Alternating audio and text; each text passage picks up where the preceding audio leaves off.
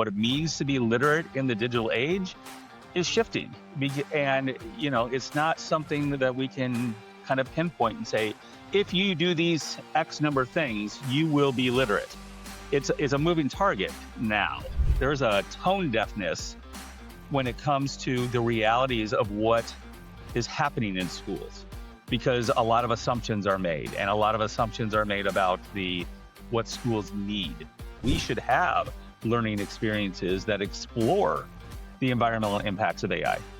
And we should have learning experiences that ensure that critical thinking doesn't get lost along the way because we're, quote unquote, having the AI do all the things for us.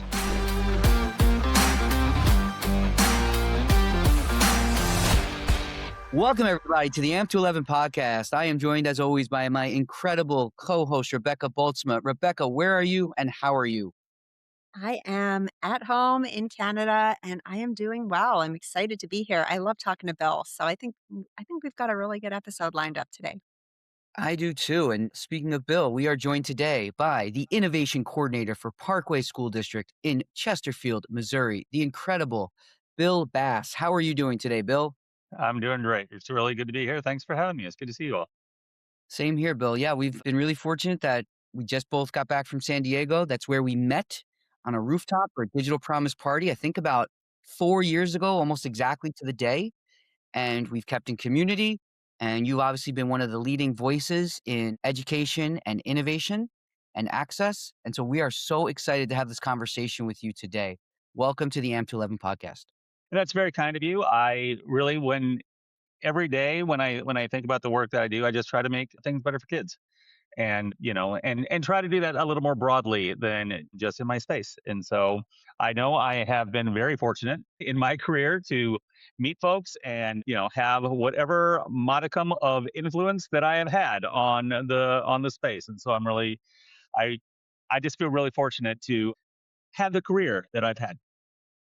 Absolutely. And so for our listeners out there, we've been fortunate, Rebecca and I, that we've gotten a chance to obviously learn about this extensive career you have. Here's your chance we appreciate if you can be not humble for a second, because you do have many accolades that I do want our listeners to know about just to frame today's conversation. So if you could, maybe share with folks out there what your journey's been in education and some of the different organizations or different places where you've lended your expertise in this field. Yeah, I'd be happy to. So I started off my career in the late 1900s as a high school English teacher.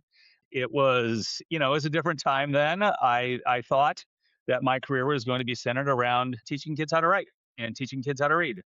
And I did that. I used to be able to say about half of my career was spent doing that is no longer half of my career. Let's just say that I'm one of the more mature voices in the room sometimes when we all get together. But I taught high school English, taught middle school English for a little while. I became a tech coach because really what happened was I was thrust into a classroom to teach a class called modern media in my high school English class. And it wasn't so modern when I acquired the class, and I thought that we probably had opportunity here to do something different. And it had a bank of computers that were running Windows 98. And so, like I said, it's been a day or two. But in those computers, I was just like, I'm gonna have to figure out what to do with these. And so I went and got master's in instructional technology. And that kind of took me down that technology path. When I was in college, I took one computer class, the one requisite class that every teacher had to take that had, a flashing green cursor at you because that's what I had to do, right? And yeah, that changed a lot of things when I started teaching that class. And I quickly found my place in education, got my master's, became a tech coach, became an instructional coach. And for the last 12 years now, I've been a district administrator responsible for innovation in my district. Along the way, I was able to, I started getting involved in organizations. And so I became the secondary representative for the National Council of Teachers of English board. That was my first national board.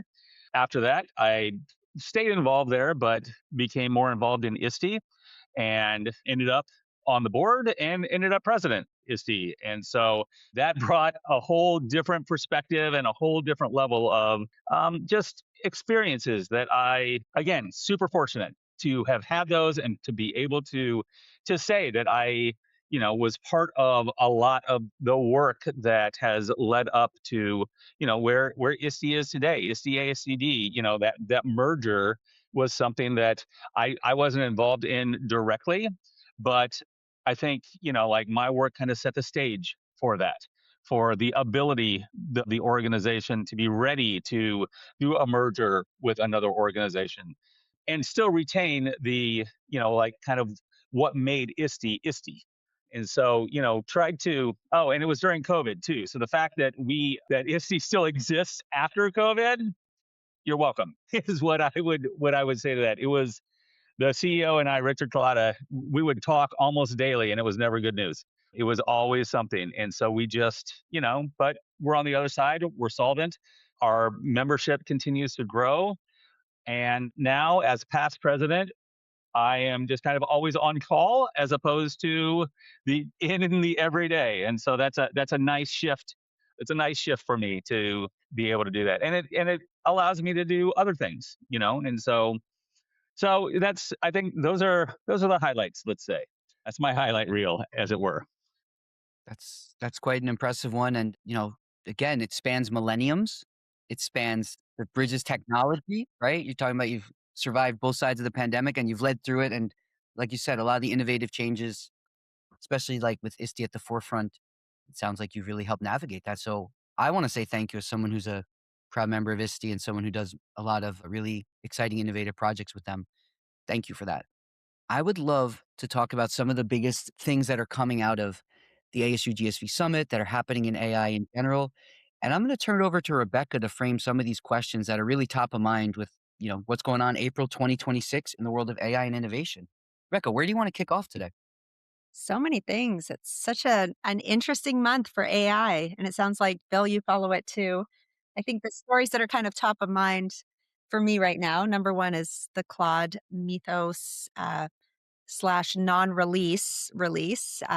For our listeners who aren't aware, Claude kind of announced a couple of weeks ago they have a new model that is incredibly powerful, so powerful they are not planning to release it to the public because they realize it has the ability to find and then hack vulnerabilities in just about every major system that exists. So, what they did instead is pull in major CEOs and major players in companies like Amazon and all of these big companies that run major critical infrastructure in the United States to give them a limited preview of this so they could test it against their infrastructure to find the vulnerabilities and hopefully fix it before this AI ends up in the hands of people who would have less pure intentions with it. And that kind of freaks a lot of people out, which kind of leads over to the other thing that we're seeing, Bill. A real kind of violent plot twist in how people are feeling about AI right now. So, this month alone, there have been attacks on the homes of CEOs of AI companies. We've had major ousters by public officials in towns and cities after they've agreed to data centers, and the communities have fought back against those things. And even most recently, Reese Witherspoon went online and told women they needed to get involved in AI because not enough women were understanding it. And it was not well received. So, I guess my question for you, this idea where there's like these amazing advances in AI happening, but simultaneously we're seeing kind of a twist in public opinion. I'd love to get your read on that and see how far that's filtering down and how and if that's reaching you and you're noticing any part of that where you sit right now. Yeah, it is super interesting where to see the landscape is because that's really what I kind of think of it as this landscape where we have I always expect peaks and valleys, right? I always expect anytime we have a technology that's going to be influential, that's powerful, or that changes the way we think about things, that that matters. And we have to be really cognizant of how that's going to impact us. One of the things that I was fortunate a few years ago, to be part of. I said that I was part of NCTE, and one of the things that they did was they created a definition for literacy in the digital age. And so I was part of the team that wrote it initially, and initially it was for 21st century skills. Happily, we've revised it twice, and we moved away from 21st century skills as a moniker. But in that, one of my favorite lines that I quote regularly is that as technology and society change, so does what it means to be literate. And when I think about this specifically, like as an English teacher, right? I see the world through story. I see the world through the through writing and literacy, really. And literacy can mean a lot of different things, but what it means to be literate in the digital age is shifting. And it's not something that we can kind of pinpoint and say, if you do these X number of things, you will be literate. It's a moving target now, where it always kind of was, but not to this extent. Like the definition almost changes daily. And so when I think about these shifts that we're seeing in technology, and as you say, the rapid pace and the fact that we're seeing you know CEOs' homes being threatened and things like that's the when technology and society, those are at odds in right now, right? And it's not like nobody's ever always just all in. I'm going to embrace everything around technology. Like that's not how we roll, and that's fine. But much like there's a divide in just our society, we're seeing that divide in technology as well, and our usage of technology. And when we're talking about, I have 18,000 kids in my district. And when I'm talking about that, and I'm talking about the 29 schools that we have, that means I have 29 communities that are all in different places. And even inside those communities, I have parents and I have teachers who are like, under no circumstances will my kid ever touch AI. Impossible, right? And we have this conversation. But then on the other side, we have people that are wondering why we're not pushing AI harder. And so in the same community, we have this schism between these two groups that is it's managing that and trying to find that happy space in between is almost impossible. And then and beyond AI, we're talking about screen time, we're talking about cell phones, we're talking about the technology that is part of our lives, trying to remove it from our lives in a school setting. And that's troubling for me as someone who has done technology their entire career, right?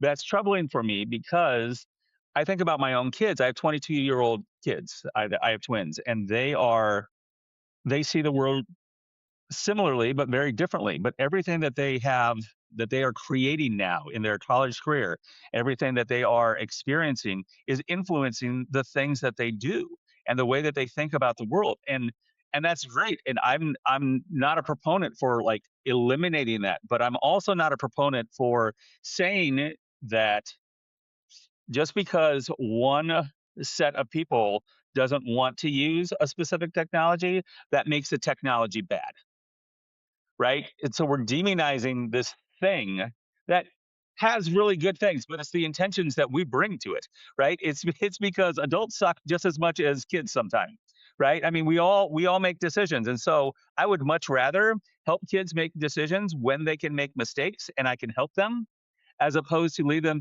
to their own devices, and when they get out of the school setting and into real life, they don't have that direction. And so we're trying to create this inauthentic space in a school where the authentic space in real life has that technology, but we're trying to keep it out of our learning spaces. And so, like, I understand it, right? I understand why.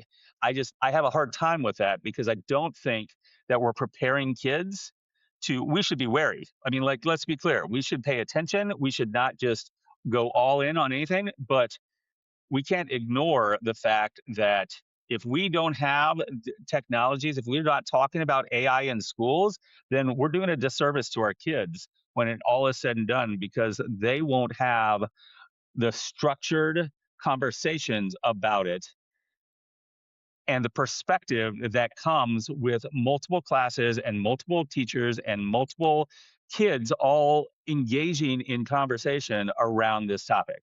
And so I do worry about what I would consider a tech backlash, because I think we're creating inauthentic spaces even under the guise that kids will learn better.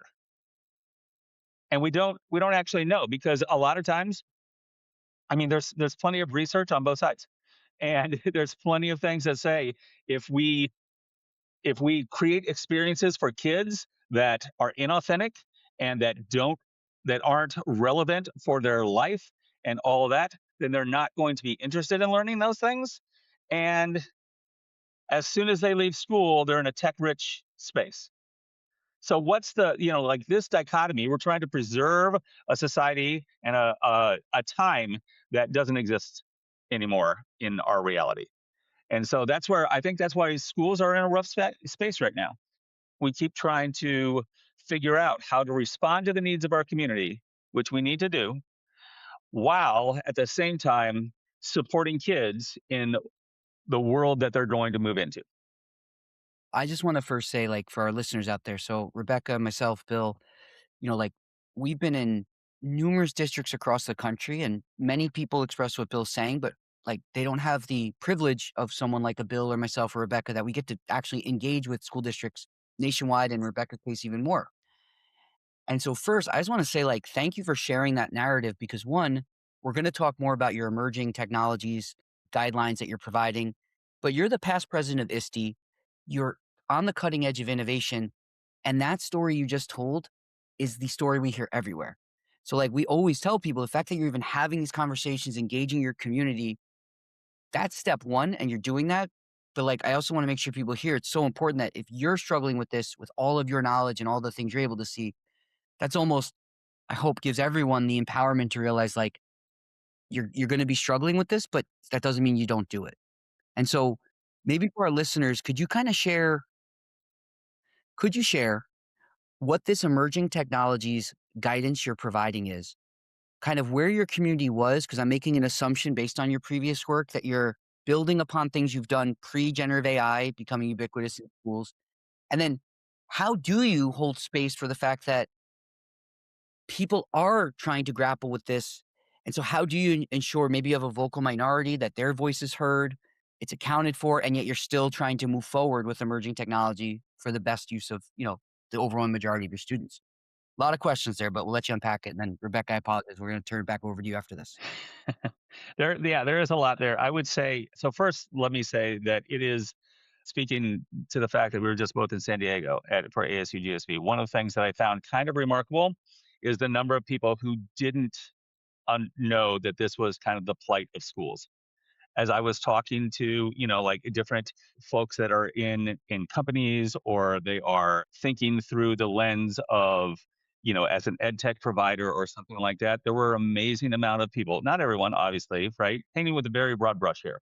But the fact is that there's a tone deafness when it comes to, in some cases, not all, obviously, right? But when it comes to the realities of what is happening in schools, because a lot of assumptions are made, and a lot of assumptions are made about the what schools need, in a lot of cases without actually talking to schools, which is problematic in and of itself. But the fact is that we're not in agreement, as to where we need to be and where we need to go. So one of the things that we did, to get to your actual questions, one of the things that we did was, a number of years ago, we've always been a tech rich school. We were doing a lot of people moved over to kind of a one-to-one environment during COVID out of necessity, right? We had been we're 11 years into our, and we call it our access program, because it's not just about the device, right? The device I'm less concerned with, but it's about devices, it's about content, and it's about experiences. And we wanted to provide access to those three things. And so in digital spaces specifically, like utilizing technology. So we want, We can have the device, but you have to have access to the internet at home. So we worked on, kind of quote unquote solving that. Still haven't gotten 100%, but we're, like this is work that is ongoing. It's there's not an end finish line here. And then we work to create access to digital content. So which means that, okay, so you have device, you have the internet, now you have to have content in order to engage with, and not just content, but experiences further. So we want the kids to have all of these things, all access to each one of these things in order to become, citizens of the digital age was is kind of how we approach this. From there, we recognized that we needed to better document how we make decisions, right? And so it's not just that, you know, somebody makes a request and it's at the whim of Bill on any given day. Like we needed to do better than that. We needed to actually have these are why we make the decisions we are making. And so it doesn't matter who is sitting in my seat or who is a part of the culture that we have been creating in Parkway. And so we created these technology commitments, the instructional technology commitments that we made to our families. And those commitments, I mean, they're pretty simple. Basically, we wanted to be only have five, and so when we were making those, it was so that we would be able to say these are the things, these are our rationale for why we do these things. And so one of the things, I'll just read them to you real quick. I mean, there's only five. The first one was we want to create a balanced approach to student learning, right? And so, and this gets to that screen time, this gets to that technology backlash. We don't want kids to be 100%. The least interesting thing a kid can do on a computer is flick through slides and answer some questions. That is not what technology is designed for when it comes to learning. Now, it is the point of least resistance, right, in a lot of cases, but we don't you don't actually that's not gonna help, right? And so we want to create that balanced approach to student learning so that students can decide when technology is appropriate and when technology is not appropriate. Because we're not supporting them for being in school. So that was our first commitment. Our second one is to enhance students' educational experiences through the use of technology. Very similar to the first, right? But it does lend itself to the fact that we want kids we don't want them to just word process the entire time, right? There are opportunities for creation, there's opportunities for exploration, simulation. I mean, there's so many ways that they can approach this, but we had to commit to our community that we were going to use technology in really intentional ways, right? And so these digital tools that we adopt them because we know that we only have so much time in front of kids, and we have to use that time really intentionally, right? And we can only put so many things in front of them. And so that's our second one. The third one is develop a safe digital environment where students are able to learn from mistakes.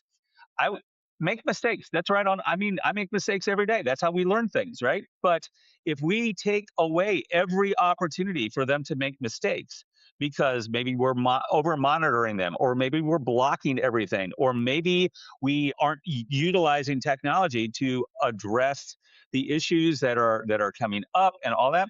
Yeah, we need safety measures, but if we're not actually using technology and providing a space for them to make mistakes, we're missing the boat on that because they're going to make mistakes. It's just who's going to be able to support them on the other side of that, on the other side of those mistakes. The fourth one is support students in their digital wellness, which I think is something that we continue to think about. We don't want kids addicted to screens and things like that. We don't want adults addicted to screens either, right? But we do want to be sure that they understand and know how to make decisions because they are going to be living in a space where technology is readily available to them. And then the last one is just advancing digital equity and making sure that it's not just kids that have the means to have access to devices in their home, but it's if we're going to ask you to do something, then we better provide access to that thing. And so, going back to, like I said before, device, internet, content, experiences, all four of those things, we need to have opportunities for all of our kids, not just the ones who can maybe afford to go to a camp or afford to, have those experiences outside of school. We want to bring those and give them the opportunities to have them inside of school. And right now, AI gives us, like, this is one of those things that we have to provide experiences around.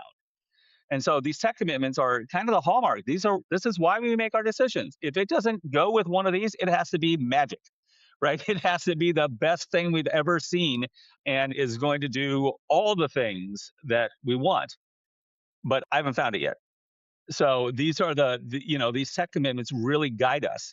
And so we put those in place a few years ago. And that has led us now to, the state of Missouri has the school board association has an AI policy that they are asking us to adopt. And not asking, but suggesting. Let's say it that way instead. And I read it, and it's fine, except that board policies are take a lot to get across the line, right? And so this is not going to be AI, and AI as we currently define it is not going to be the last technology that is disruptive in schools.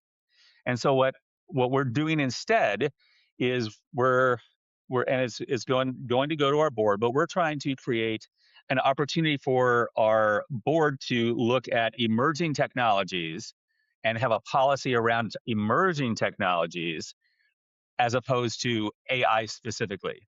Because by the time we get a pass, I'm going to have to revise it again. And it's going to be on every board meeting that we go to. With an emerging technologies policy, we can say, we want to keep kids safe.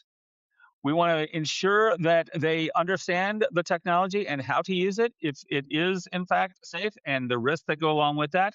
We want to support our teachers with professional development so that they understand how to utilize this with kids, if it's appropriate to utilize with kids. And then we want to we want to say that we're not going to shy away from emerging technologies just because they're emerging.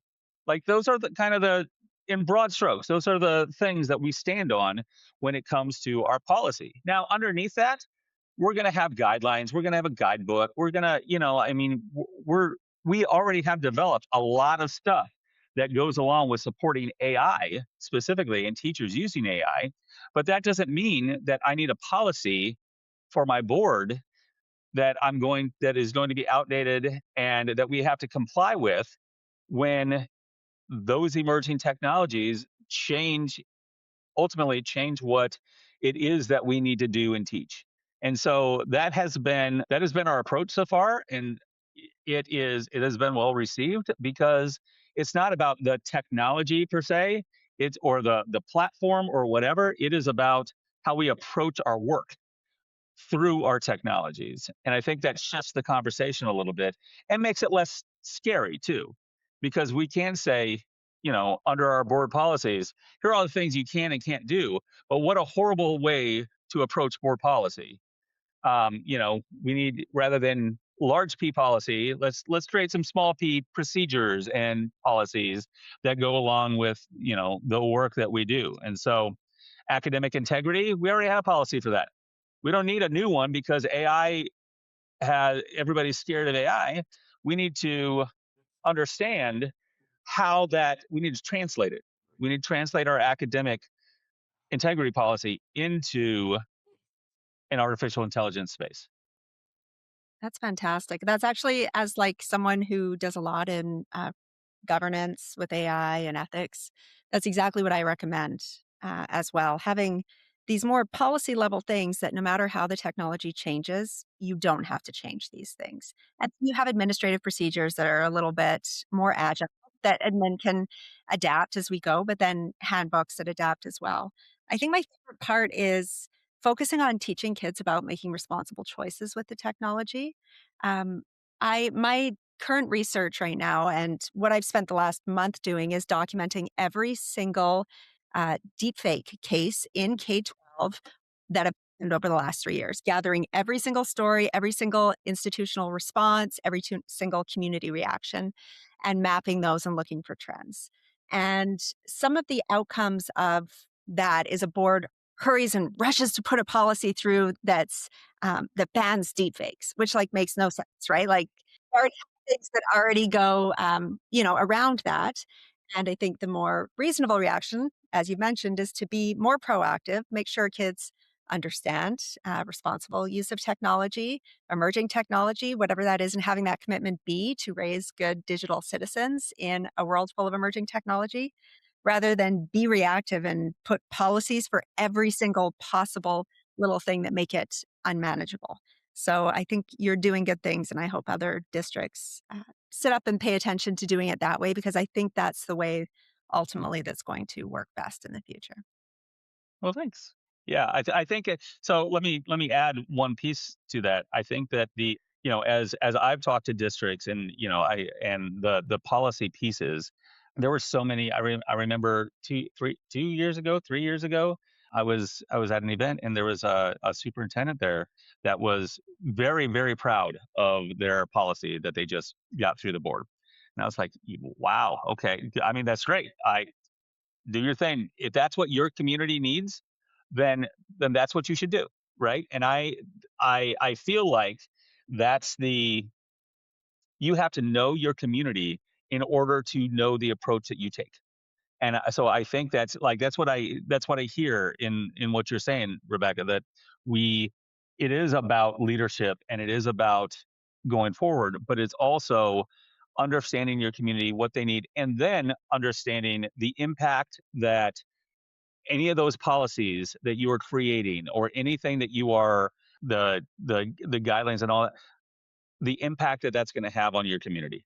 And that's a really important piece to unpack and make sure that you're being intentional about it and not just reacting because you got a nasty gram email from somebody who is irritated with you.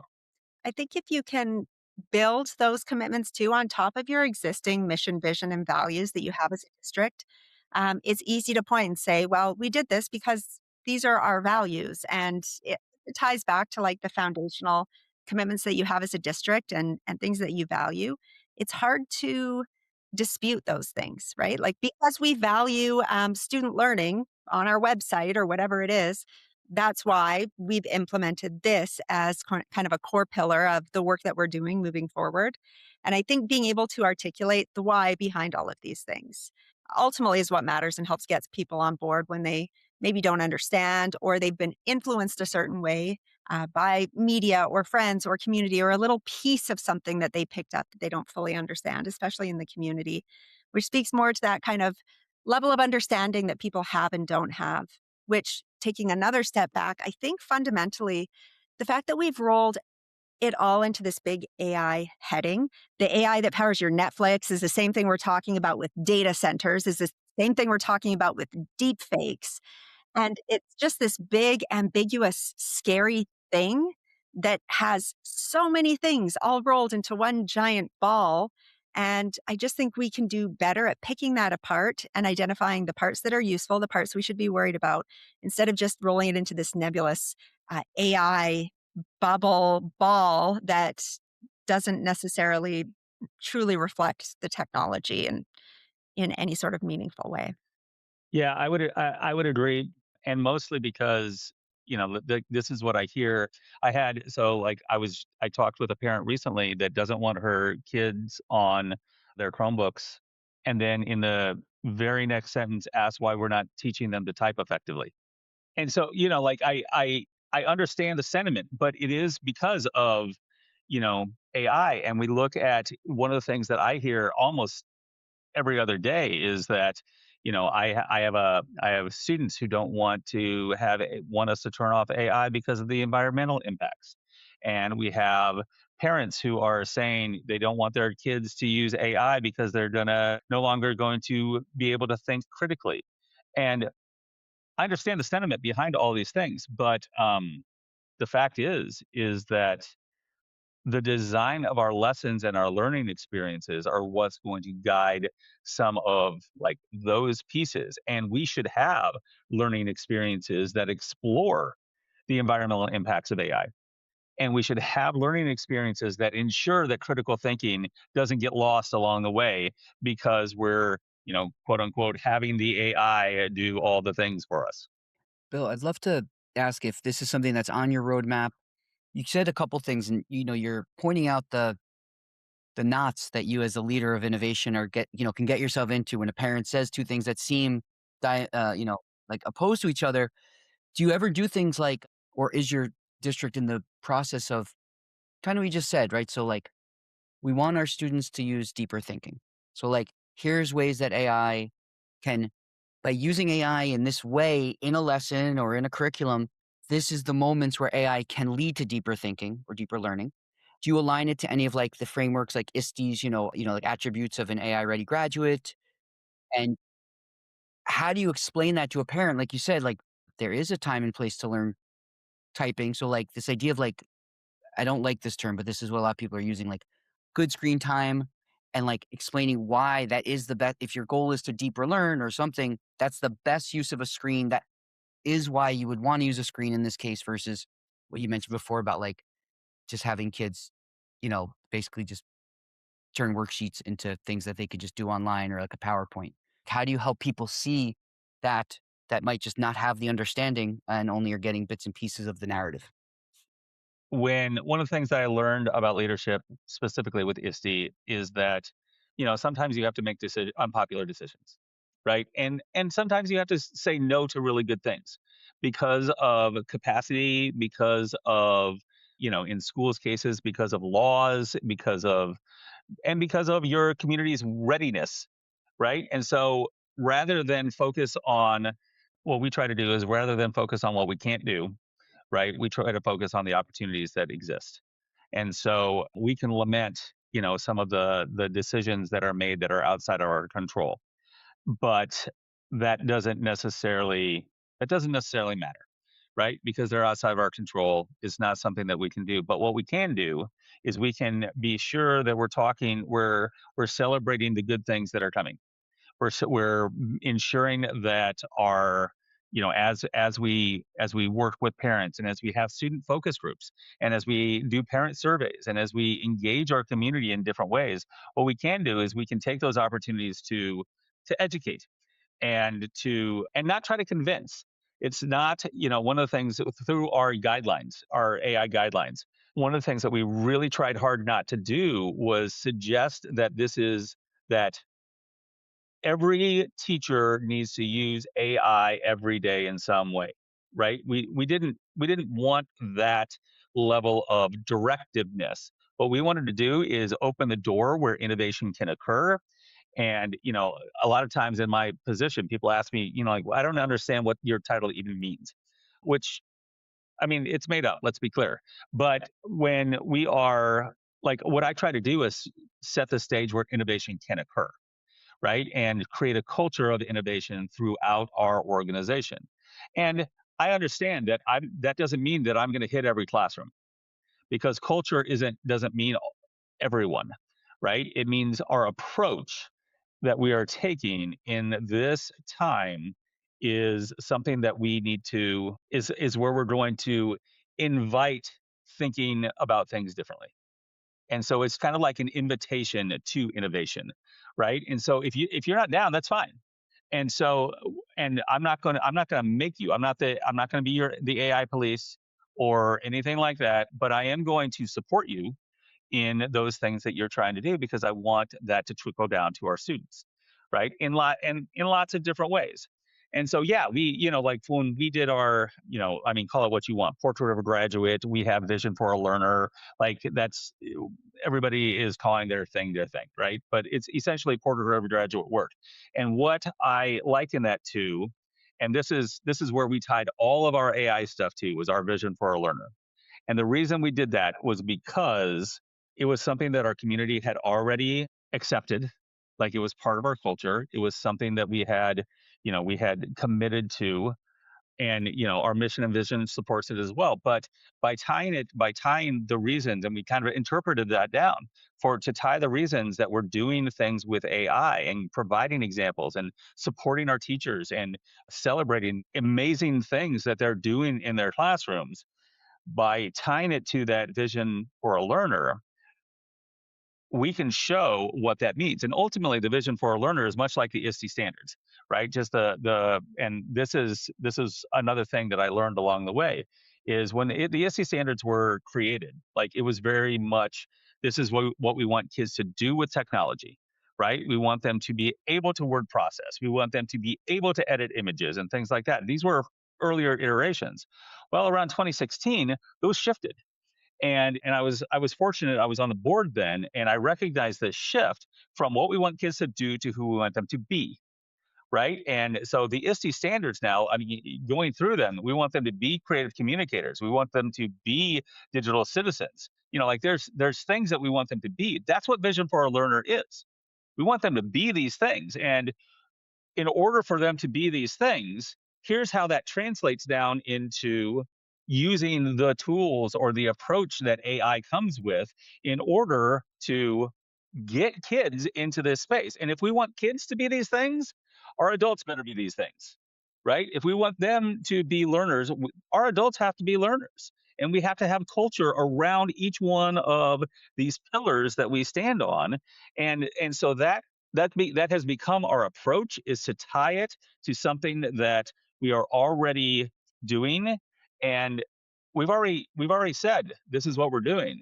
Well, here's the interpretation of how it can be done with AI, or how it can be done with technology, or how it can be done without either one of those things, based on circumstance and based on the fact that we want kids to be self-reliant, and when they leave us, that they're going to be ready to face the digital world and be a part of the digital world, as opposed to being scared of the digital world and make their own decisions along the way. And that's when, in education, we talk about student agency all the time. That's student agency, being able to decide when and why and how to use these tools.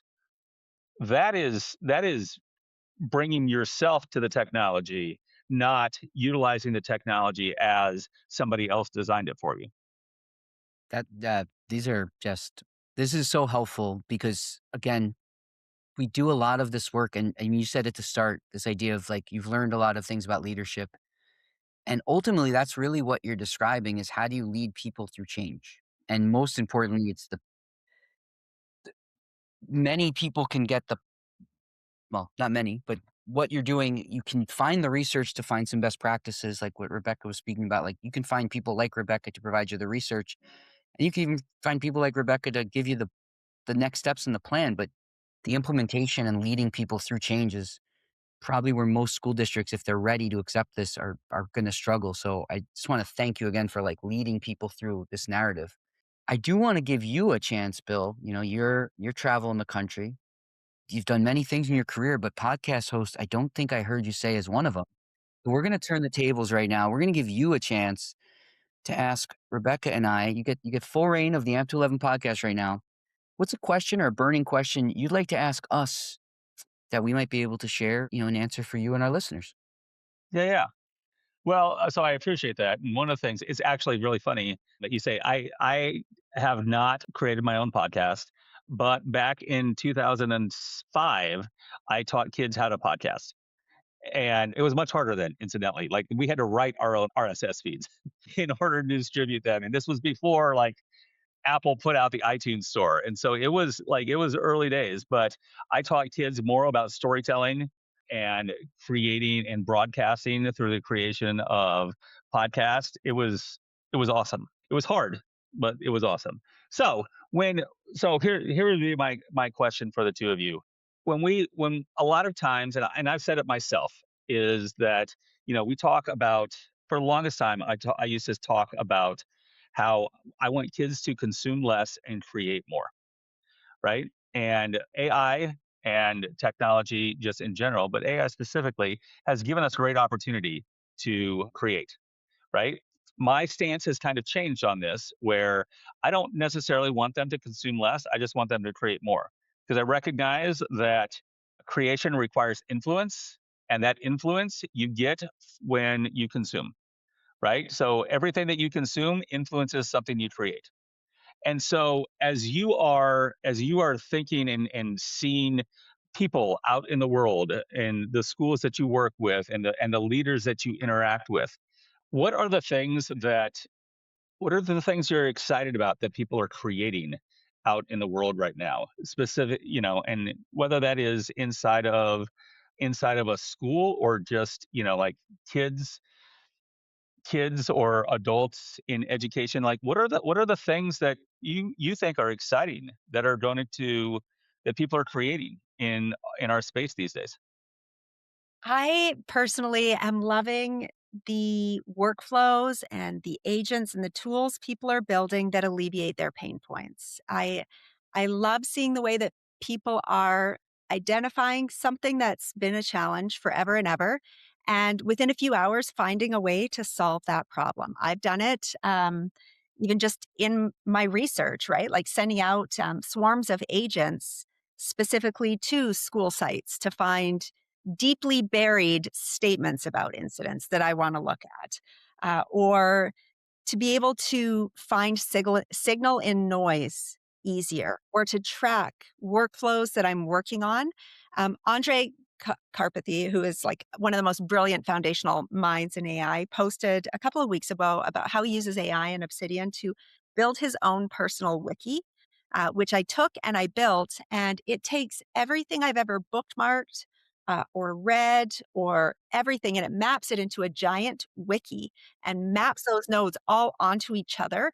So it's a giant knowledge base of my whole life and everything I've ever consumed, and found value in, and maps them together so that if I want to suddenly like remember that thing I read about this and how it might map to this, that's all available to me now. And that solves a pain point for me, which is, I read this thing, I consume like all of these great papers and everything, but can't quite remember. And now that's solved that problem of making that and servicing that and making it available for me, and having agents that do things that don't burn me out by the time I get to the actual work, so that I feel more fresh, right? Like agents that will go out and find the things that I need that I would find interesting, and surfacing things that align with things that I agree with or want to dig deeper into. On a smaller level, just seeing teachers. There's a woman named Kelsey from Ohio who she just built like a gem in Google Gem that alleviated her biggest pain point, which was subplans. And she has a gem now that anytime she needs a subplan, it generates it for her in under 30 seconds. And I've talked to so many teachers who are like, you know what? I would rather just come to school not well than have to sort out a subplan. And that solves a pain problem. So I think in terms of what people are creative, I just love seeing people being able to actually do something about their biggest pain point, when before it was just like, this part of my job sucks and it's hard and it's draining me, but there's nothing I can do about it. Now seeing that solutions focus and the actual ability to solve those problems, which I hope leads to people enjoying what they do more or freeing them up. It does certainly for me. Things that used to take me till 1 p.m. can now be done in 30 minutes by an agent before 8 a.m. They get me set up for success. So I think that would be my answer in a really broad way. Yeah. I think to echo some of the things Rebecca said is one, seeing a shift in mindset. And so this idea, and Bill, you've already kind of spoken to this idea of like, there's still a lot of people for rightfully so, who like, they still see some of these problems in education as they're just baked into the system at this point.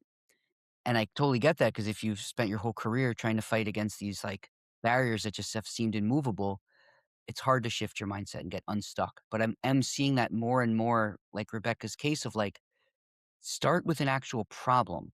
Don't expect AI to provide solutions to problems that don't exist or problems you can't address or identify.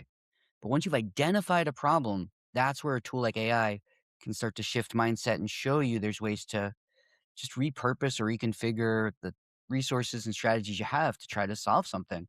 So that's one, is when people get the chance, and I would love to learn how to do this at better scale, but a lot of time it really is just giving people either a walkthrough or sitting with them and just helping them unlock something, and then they get it. So again, that's slow at scale, but it's the most important thing I'm seeing, is just getting people that first aha moment. And then the second thing, like Rebecca said, is educators themselves. So like seeing joy return to people, because it really sparks a creativity. And, all teachers are artists in the fact that they have to create lessons every day, and to see that they can do it now in a way that they might be a veteran teacher or a new teacher, and just they have another tool in their toolbox that makes them feel just good about going in and differentiating learning or making it more engaging or knowing how their students really want to learn. That's been probably the most fun. And I've seen so many teachers, educators, leaders say some version of like, it's fun again to teach. It's fun again to create. And I think that post COVID, as you mentioned before, is probably what people needed. And even though there are a lot of pain points with like teacher exodus and retention and hiring, for those people that see that, it's like a breath of fresh air that we just want to keep giving to more and more people. So that's been probably the most exciting things I've seen in the space the last few years. That's great. That's great. And I think, you both brought up different but interesting points where it is, it's really about empowerment of people who, this is stronger than I mean, but in some ways had lost some of the hope that they had and and Brett, I think you said it, joy in their work and in, in figuring out their workflows or, all the things that we hate to do. Just like bringing all of that together, um, it really is empowering. And that's, to shift the focus back to me for a moment, that's what we want to do with kids, right? We want to empower them. And that's what we try to do every day as we're creating these opportunities around technology. It really is about empowering our learners, and think about it in terms of learners very broadly. Great answer. That's what we like to hear. I think we're all saying the same things. Yeah, I don't think the goal is to just teach kids to use AI for everything. It's to teach them the foundational responsibilities that they have and that digital literacy based on those commitments, and then let them be creative from within those boundaries. Brett, you love to ask our final question. Why don't you go ahead and take it home? I shall. Thank you. So, Bill, you've already shared so much about the organizations you're in community with, the leadership you've provided to some. And so we just like to use this last question to really get broad again of for folks out there, right? What are either some of the organizations that they should start to explore more? Especially our educators, our innovators, our leaders. Who are some people they might want to look towards to find more inspiration, to find more great tips and tricks about AI innovation, education? This is really a chance to just give flowers and praise people out there in the space that our listeners might not know about or that they should hear their voice again to remind them that these are excellent people out in the field. I try to think when I look at questions like this, I try to think about it in terms of, yeah, we have voices that are out in the world, right? And so organizations, obviously, like one of the organizations that I find value in is ISTE. And I also find value in NCTE. They are doing some really good things right now when it comes to AI. And as an English organization, it's an interesting space for them to be in because a lot of the pushback has come from English teachers, really, and so they're really trying to think differently about it. But like we have AI for EDU, and we have COSIN, and we have Digital Promise, and we have there was a project that I was a part of not too long ago that was called Engage AI. That like a lot of good work is being done out there right now. And so the way that I try to think specifically about people is that I look for attributes as opposed to individuals, right? And so like there's people out there, but I think that the thing that I always want to think about is the authenticity that comes with those folks when they are, like what is the motive behind their speaking or their writing or whatever it is. Like what is the motive that comes along with that? Are we are we trying to create, and I say this not disparagingly, but are we trying to create a career, or are we trying to create a or are we trying to create impact? And I think those are very different things, right? And so as we're looking at the work that a lot of people are doing, who should you listen to? You should listen to the people who you connect with. You should listen to the folks that will help you serve your community, help you serve your students. You should listen to the folks that aren't necessarily the people who are keynoting everywhere. You should listen to the people that are in classrooms right now talking about and working with AI on any given day, that are going to, because they understand what it actually means, And in a lot of cases, hey, that takes me out of the running here, right? And that's perfectly fine, because I haven't been in a classroom for many years, right? As a daily practice. I'm in classrooms all the time, but I'm not the one who is in the classroom with kids on any given day. And I think that those are the people you listen to. You listen to your colleagues. You listen to the people who are in your district or in your region, or who are classroom based, that are going to not just share the magic thing that they created, but who are going to share how they talk to kids about AI, how they teach them to be responsible, how we make kids be the people we want as opposed to do the thing we want them to do. Because I think that's where those are the folks that live it every single day, and who are the ones that, if we're not listening to them, then shame on us, really, because we have not empowered them, or we don't value that voice as much as we value the person who is up on stage, or who has written 12 books, or whatever that may be. I think the people that I would encourage everyone, go find that classroom teacher right now in your local school, in your building, whatever, that is talking with kids about AI and uncovering what it means to be in our space right now in education, because they're the ones that I think have the most valuable voice that we can find in education right now. Well said. No notes. Thank you. Thank you, Bill, for everything, right? You've really shared with our listeners how they can be a leader in this challenging time, but also lead with, inspiration and the right values at the front. And those are great things. We're all out of the running based on what you said, but so important that you're in community with educators on the front lines doing this important work. So just want to thank you again for everything you do in the field of education and innovation. If people want to learn more about how they can learn more from you, is there anywhere they could go and check out at this time? I think I'm in lots of spaces. Just billbass.tech is my site, and go there, and LinkedIn, whatever. There are, I'm places. There's no one single source of truth.